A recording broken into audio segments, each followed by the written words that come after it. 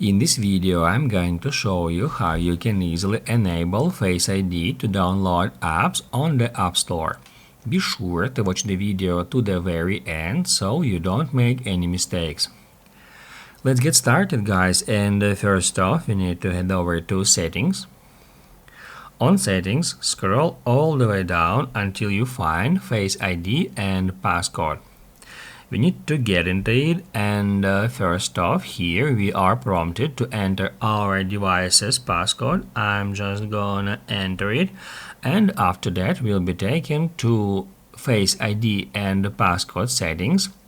And here all we have to do in order to enable Face ID to download apps on the App Store is just activate this option, the second one, which is called iTunes and App Store.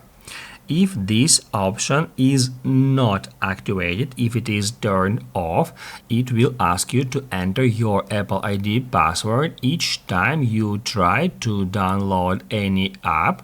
However, if you turn this feature on, it will use Face ID instead. If this video was helpful for you, don't forget to hit the like button.